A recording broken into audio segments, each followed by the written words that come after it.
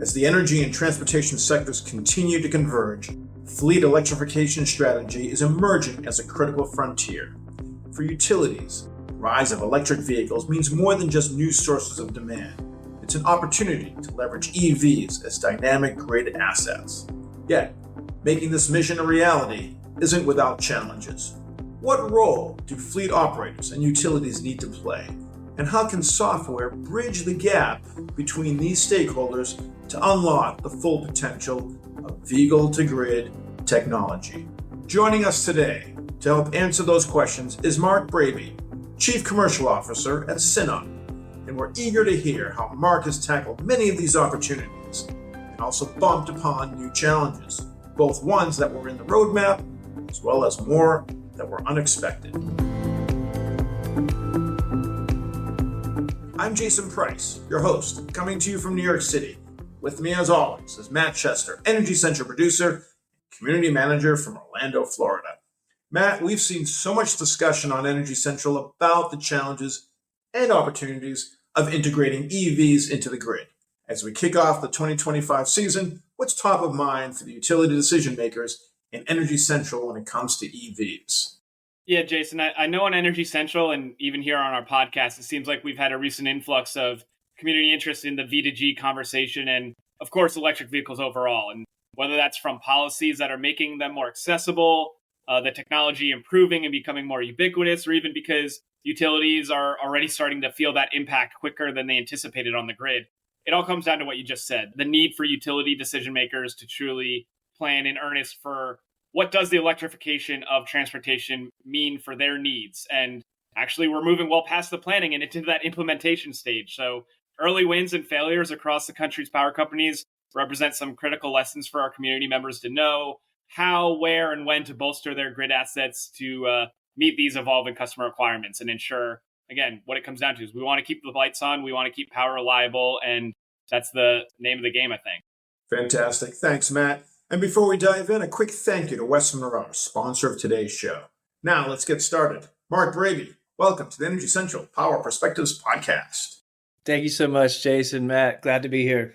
Well, we're thrilled to have you. Let's dig right in. So fleet electrification is massive. It's a massive undertaking, not just for operators, but also for the utilities managing the grid. You work not for the fleet operators nor the utilities, but in the world of software that's trying to unite these areas. Can you give us a broad overview of what role you play in this space? Yeah, absolutely. At Synop, what we've created is a pure play software platform that connects all the different components of a fleet electrification project. So we connect to the vehicle, pull telematics data from the vehicle, things like state of charge, battery health. We connect to the chargers, pull data off the chargers. We connect to the grid, pull things like utility rate information. And then what we do is bring all that information together and surface that for the fleet operator. And then we provide analytics, optimization, all sorts of tools so that the fleet operator can manage the uptime of its electric fleet while also minimizing costs. So our role is that software that kind of brings all the different components together and allows a fleet to manage its electric vehicles. Fantastic. So V2G, it's certainly a buzzword, but it's becoming more reality today, and it's been a topic on the podcast before. We're seeing, going from pilots to now broader action. What are some of the key use cases you can highlight to show this isn't just a potential concept anymore, but something actual that's being applied to the grid? Yeah, and so we've been working with utilities for about 3 years, and it started out with kind of small pilots. It started out with just a handful of utilities, and it's just significantly progressed from there. And so we're now working with 7 utilities around V2G. Some are still in pilot stage, but some have gone well beyond pilot stage.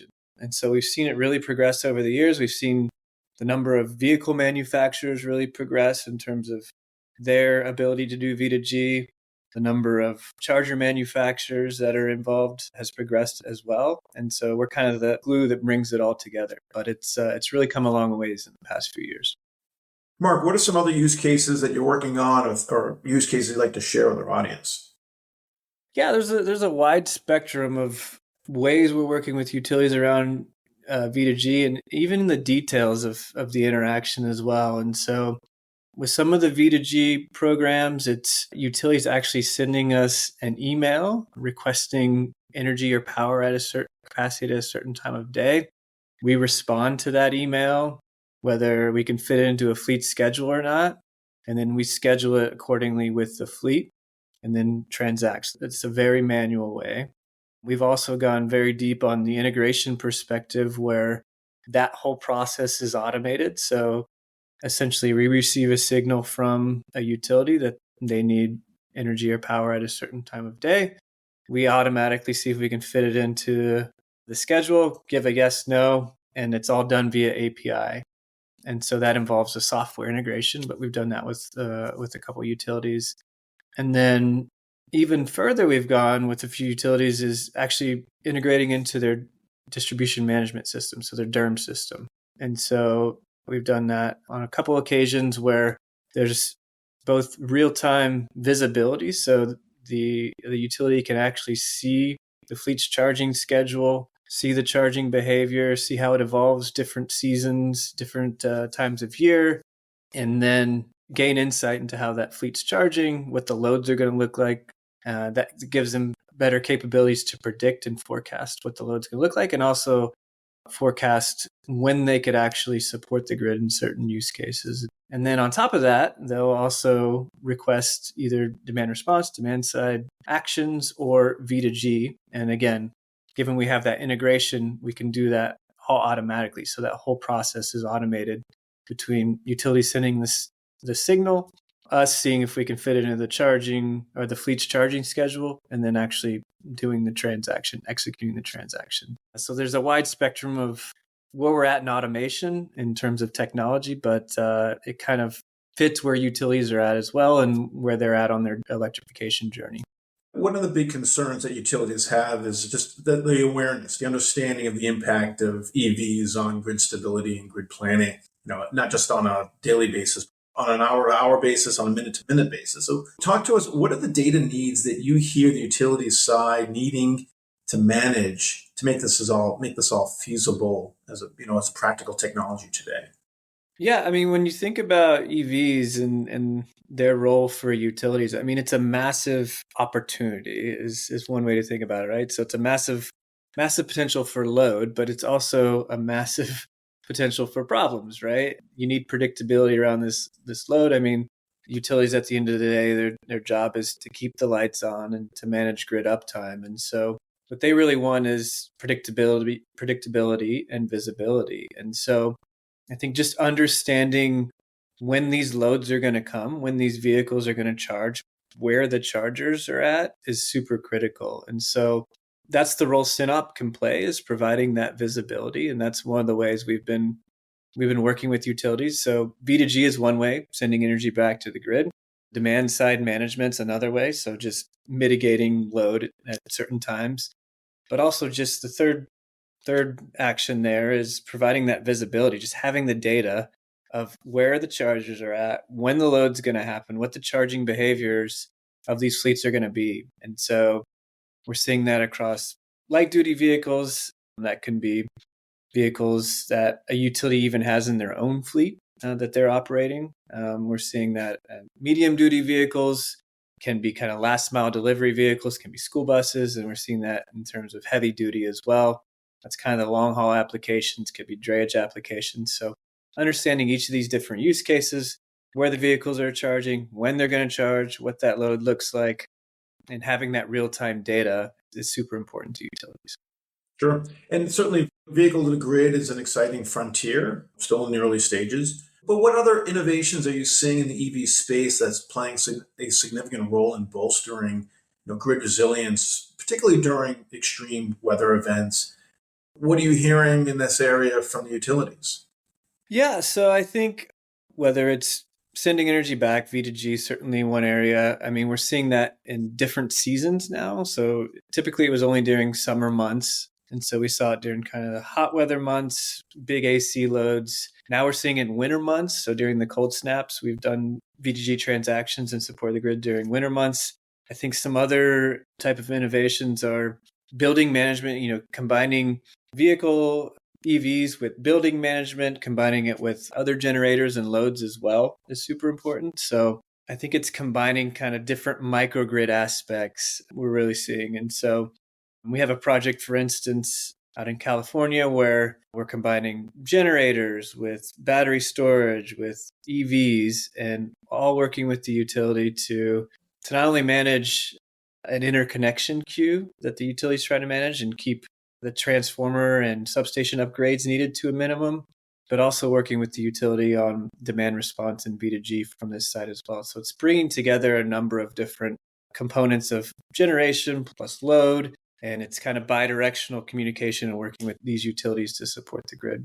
Let's talk about innovation. I mean, utilities, as we all know, don't tend to drive innovation, although that is changing, and certainly some utilities are further ahead than others from a cultural and investment standpoint. But generally speaking, I think it's fair to say that innovation really comes from the marketplace, from the tech startups. They have that culture of taking more risk. But from your experience, what role do utilities play in fostering innovation, particularly as we're talking about, fleet electrification? How can they position themselves as leaders in this rapidly evolving space and take advantage of some of these innovations or opportunities to innovate?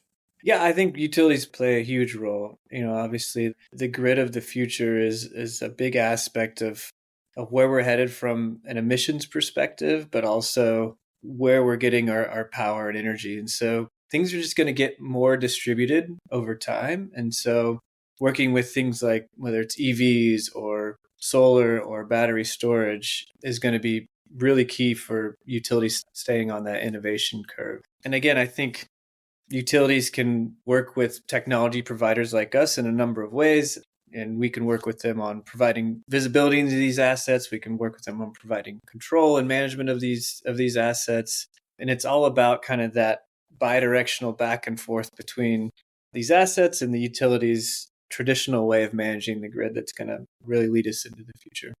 Sure. Well, I want to ask you a little bit more about that. So, from your experience working, from the fleet electrification side of things, what lessons can early fleet pilots drive that could lead to, like, say, larger scale projects? In other words, how can utilities replicate and scale success across their territories with the projects that you're working on around fleet electrification?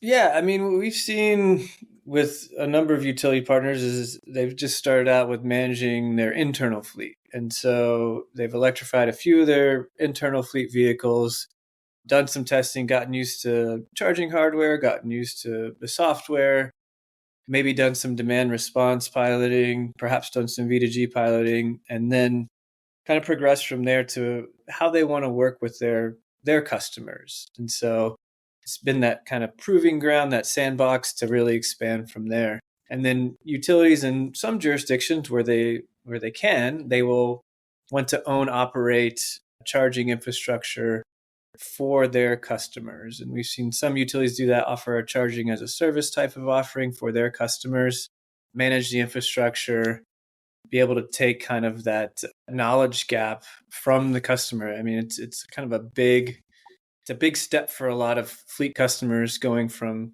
managing ICE vehicles to now managing Vs. So if my trusted utility who understands energy and power better than anybody can come in and say, I'm actually going to manage these chargers for you, that adds a lot of credibility to it.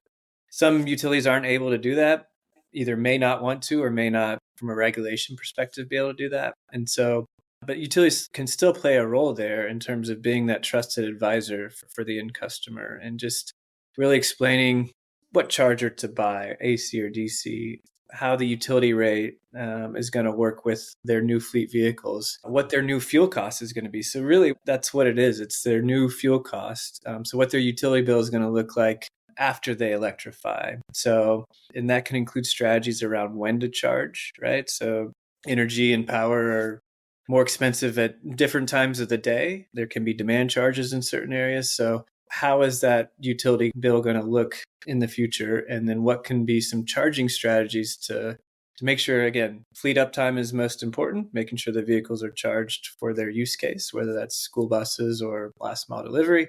And then managing cost is the other component to that. And so making sure they are able to manage that new fuel cost. And so being that trusted advisor is a role we've seen utilities want to play for not only residential customers, but also kind of their large commercial users as well. All right, so let's talk about Synop for a moment. Your company is at the intersection between transportation and utilities. So you're neck deep into really looking at this space. So let's look out 5 to 10 years, down the road. What does that relationship between the utilities and the transportation sector look like?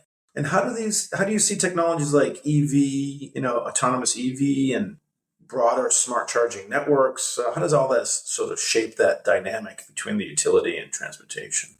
Yeah, I mean, I think the lines are going to really blur. And so, EVs are obviously batteries on wheels. And so these can be generation sources at scale for the utility. They're also massive loads. So I think having that bidirectional relationship where there's really visibility, communication, control, and management is going to be really key. And so I think the connected network is the key to this whole thing working. So giving utilities visibility and the certainty in these assets, having them be able to know where these loads are coming from, having visibility into these loads, I think it's going to be super key. If you think about where fleets are headed, you can make the case that everything is a fleet over time. So if you think about where robo-taxis are headed and autonomous vehicles, you can make the case that individual vehicle ownership is going to decline over time as the cost of kind of these ride-sharing applications, robo-taxis really comes down at scale. And so, and you think about, autonomous and robo-taxis, it goes hand in hand with electrification as well. And so really that interplay of how these vehicles set up charging depots, work with utility on getting interconnected, and then being able to optimally charge is kind of where things are headed. And so AI plays a big role in that as well. And so at Synop, we're leveraging AI already to be able to predict charging schedules and optimally schedule charging schedules for fleets. And so what we do is kind of set constraints with AI. And so we basically have objectives for the fleet, and we can set it around, obviously uptime is the first one we're solving for. So making sure that vehicles charge when it needs to be. Price, cost is the second one. But I think working with the utility, we can add a new constraint, and that can be grid support, right? And so you can think about some sort of outage where we set the AI and the algorithm such that the first constraint for, that fleet of autonomous vehicles is to support the grid. They can play a massive role in supporting the grid and be doing V2G all at once. That's kind of where it's headed, is kind of this interplay between, utilities, these big loads that are basically vehicles going around and how they work together. Yeah, I have to agree with you. I think you're spot on. More than one CEO at the utility has said our future customer is the car, it's the automobile. So building around, strategies on how to serve and how to optimize around traffic patterns, for example, would be new ways of looking at, what the future of the utility and the automobile relationship will look like. It's a really interesting dynamic that we're all trying to get our hands around. So, Mark, great job. And what we have now entered is what we call the lightning round, which gives us all an opportunity to learn a little bit more about you, the person, rather than you, the professional. We're going to throw a bunch of questions at you, like 5 or 6. We asked you to keep your response to one word or phrase. So, are you ready? Ready. Let's do it. All right, here we go. We've talked about the future of transportation, but looking backwards, what was your first car? My first car was a Ford Escort, and it was a special brand of Ford Escort. So it was a pony, Ford Escort pony, which we always laughed about because it had a couple extra horsepower underneath the hood. Yeah, very small car. It was probably 10 years old when I first bought it. What's a hobby you wish you had more time for? I am a big soccer player, so it's not only time, but it's also knee. But I wish I had more time to play soccer. I coach now, which is fun. Coach my kids, but I wish I had more time to play at some point. Share with us the most exciting aspect of working in this space. Yeah, I think the most exciting aspect is working with kind of at the intersection of legacy industries, which are utilities and automotive, right? These industries that are seeing massive changes and then also being on the technology side of it. So, being able to bring technology to these legacy industries, help them out, help them solve where things are headed in terms of, electrification is super interesting. Being able to leverage things like AI as well, and being at the forefront of that, and being able to work with these legacy industries around things of that nature. I'm looking at my list of questions from former guests that we asked to ask future guests. So here's one from Levi Larson of Idaho National Lab. Are you ready? Ready. Okay. Is a hot dog a sandwich? I would say no. When I think of sandwich, I think of split bread. So a hot dog's got a bun, right? So no. Give it a no. Okay, I like your thinking. Now it's your turn. What lightning round question would you like to ask that's a future guest that's either energy or energy related or anything that's off the wall? Oh, I don't know if I have anything as interesting as the hot dog question, but if you could have dinner with any historical figure, who would it be and why? And lastly, Mark, what are you most motivated by? I am most motivated by impact. That's why I really like this electrification sector. I think we're solving technology issues. We're working with large industries, and we're also solving the emissions issue, right? So, 35% of emissions come from transportation. And so having an impact, bringing electrification to the forefront, helping it scale is really motivating from solving emissions issues and being at the forefront of solving climate change as well. Well, nicely done. And thank you for indulging us, giving us an opportunity to learn a little bit more about yourself. So we're going to give you the final word. And knowing that we have listeners from the utility space, from the C-suite down, what were some lasting words or final words you'd like to share with them? So, I think supporting small software firms is super important. I think being open to, dynamic pilots with firms like us, is important to driving innovation and important to driving things like electrification. So look forward to continuing to work with more and more utilities. Fantastic. I'm sure our listeners will have lots of questions and comments. So I want to thank you for taking time to talk to us today. And I know that you'll probably continue the conversation on Energy Central's platform. So I want to thank you again. Until then, though, thank you for your insight. Thank you for joining us on the podcast. Thank you for being on the video podcast, our inaugural one. So I want to thank you for that. And we look forward to having a future conversation with you. Yeah, I greatly appreciate it, Jason. Great to be here. And like I said, you can always reach Mark through the Energy Central platform where he welcomes your questions and comments. We also want to give a shout out of thanks to our sponsors that made today's episode possible. Thanks to West Monroe. West Monroe is a leading partner for the nation's largest electric, gas, and water utilities, working together to drive grid modernization, clean energy, and workforce transformation. West Monroe's comprehensive services are designed to support utilities in advancing their digital transformation, building resilient operations, securing federal funding, and providing regulatory advisory support. With a multidisciplinary team of experts, West Monroe offers a holistic approach that addresses the challenges of the grid today and provides innovative solutions for a sustainable future. Once again, I'm your host, Jason Price. Plug in and stay fully charged in the discussion, hopping into the community at energycentral.com, and we'll see you next time at the Energy Central Power Perspectives Podcast.